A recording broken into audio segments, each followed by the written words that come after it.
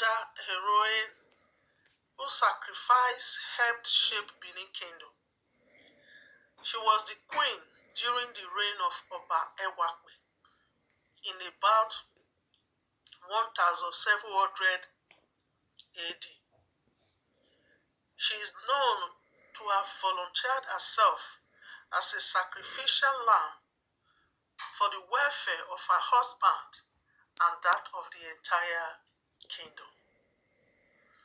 Her husband, Oba Ewakwe, ascended the throne in very turbulent times.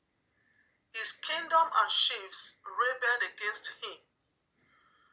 He had a kingdom, but had no subjects. His palace was deserted, save for Queen Iden. She stood by Oba Ewakwe and refused to leave the palace. The oracle divined that for peace to be restored to Benin Kingdom, a human sacrifice was needed. Queen Iden offered herself as a sacrificial lamb for the restoration of the monarchy. She was given a befitting burial and her tomb lies close to Oba Market in Benin City to date. Iden, a queen consort, was her epitome of love, beauty, courage, support, and faithfulness. She was one of the wives, Oloris of Idova, crowned Oba of Benin, with the titular name of Ewakwe. Oba Ewakwe, the 26th Oba of Benin Kingdom, reigned for 12 years, from about 17,000 to 1712.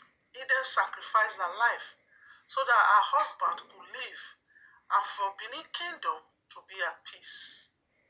Iden, a lady in her mid-20s, was born in Oka village, currently part of the Upper Sakbomba Road, Benin City.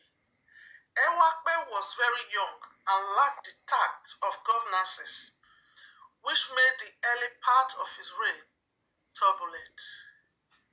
The crown was passed over to him because his father, Akin Nuzama, declined to be the Oba, as he was too advanced in age to be labeled with community services.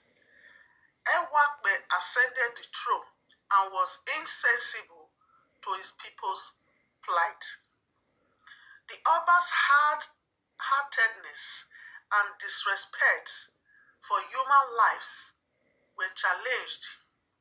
The people, beginning from the royal slaves of Ye and the other palace attendants, the chiefs to traders, deserted the palace, leaving it for the Oba and his numerous wives. As a result of this, economic and social activities were grounded, and the Oba was troubled. As a way out of his predicament, Ewakwe visited his mother's town, Ikoka, where he was treated with disdain.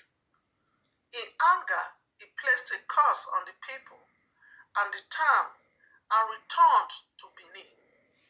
During this period, all his wives, but Queen Iden left him. She became his only companion and comforter. The situation humbled the king and began to look for ways to solve the problem, knowing that her husband had made mistakes and was regretted his actions. Queen Iden consulted the oracle and was told that human sacrifice would be needed to appease the gods and restore peace and unity in the kingdom. Queen Iden offered herself as the sacrificial lamb. Queen Iden requested that her grave, which was at the urban market, be kept clean at all times. She also cautioned against treading on it as a mark of respect for her sacrifice. As soon as Oba Ewakpe finished the sacrifice, some of the prominent chiefs that had deserted him returned and called for a truce between the king and his subjects. Not long after, other Benin chiefs started paying him homage again and pledged their loyalty. Peace, unity, and prosperity returned to the kingdom. The entire kingdom was at peace till the end of Ewakpe's reign.